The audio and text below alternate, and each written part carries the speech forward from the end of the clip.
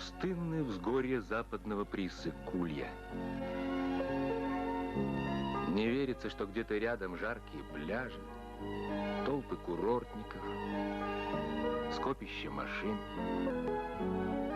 Ни души, только ветер.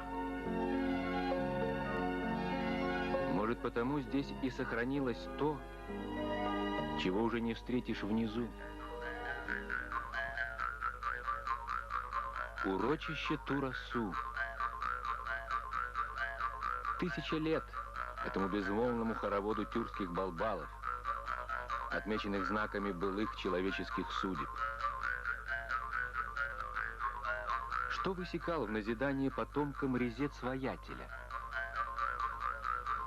Меч воина, лик женщины, ловчую птицу, которая с древнейших времен у самых разных народов почиталась священной. Да и ныне рядом с воином скульптор высекает сокольника с птицы, а вслед за сокольником — певца.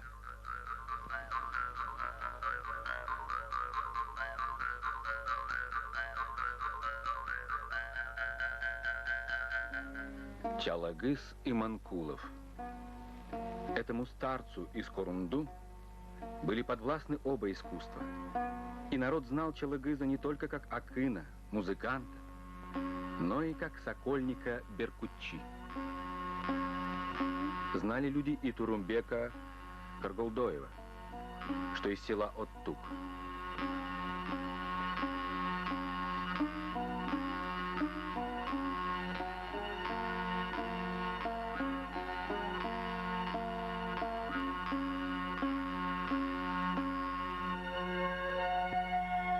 Старая кинохроника сохранила редкостные кадры.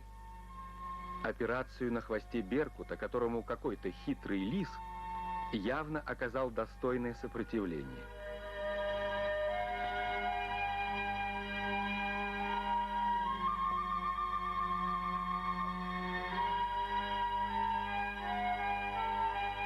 Ассистировал Турумбеку молодой иссык-кульский охотовед Геннадий Деменчук.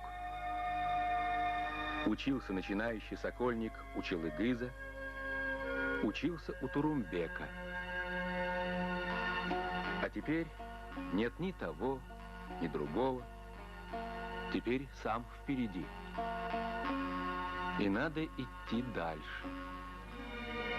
Живет Деменчук в селе Турумбека, в Оттуке. Здесь дом, семья. Здесь начало и концы каждодневных дорог.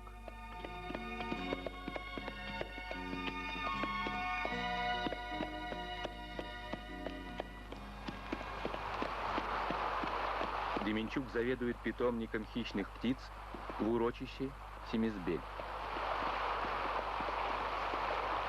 Но птицу только в питомнике не узнаешь. А Семизбель еще не весь Алатау.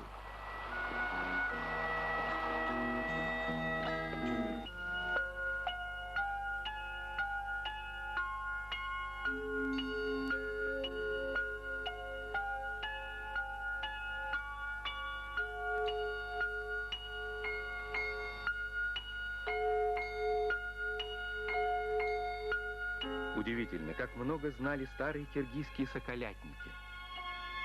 Только беркута насчитывали они 65 разновидностей, начиная с орла, музмурут, берущего волка, и кончая белоголовыми, добыча которых ревень да лягушки.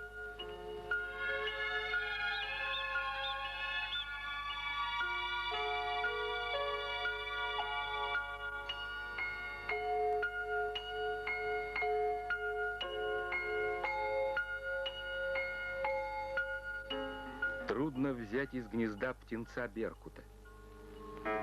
Это удел охотника Саидчи, ловкого и бесстрашного.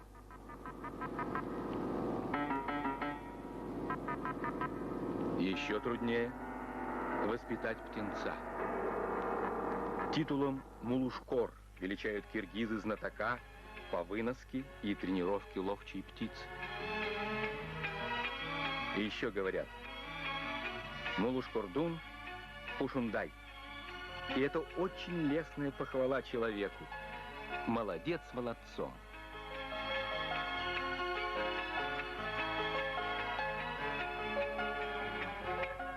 То, что сделал Деменчук, не удавалось еще никому. Даже самому молодцу из молодцов. И для этого не пришлось лезть на отвесную скалу. Все буднично. Вот здесь, в вольере, в гнезде самки сокола Балабана, появились в пору цветения урюка 3 яйца. Что будет дальше? Ведь всегда утверждалось, что птица бросит гнездо, оскверненное прикосновением человека.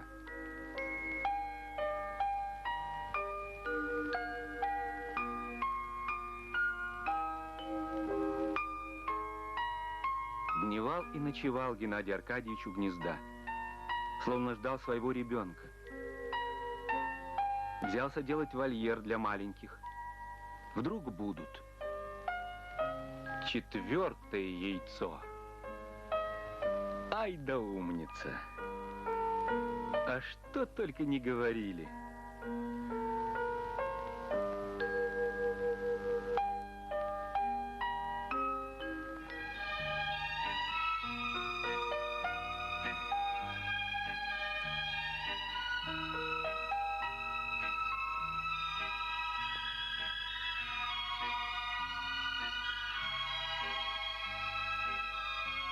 Вот они, пушоныши.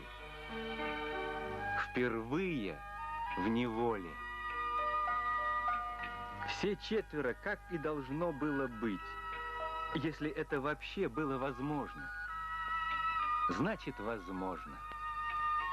Значит, есть не только подвиг силы, смелости, но есть и подвиг терпения, любви и понимания.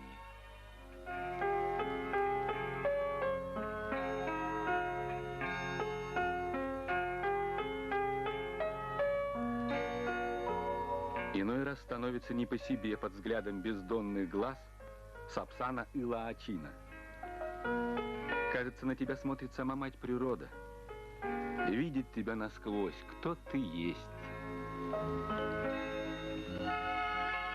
Как чутко отзывается дикая птица на свое имя, ласково произнесенное хозяином. Как чует его доброту и заботу.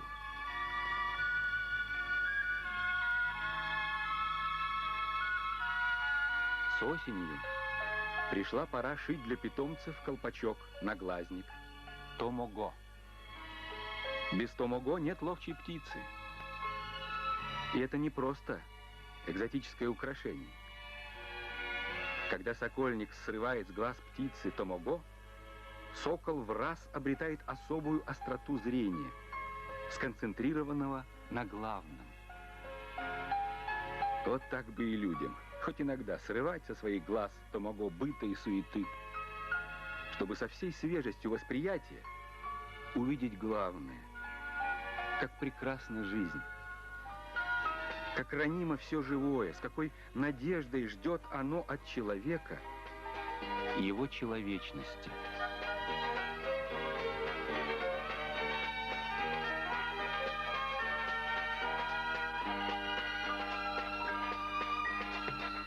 Любит Деменчук посидеть с друзьями на берегу озера, поговорить о любимых птицах,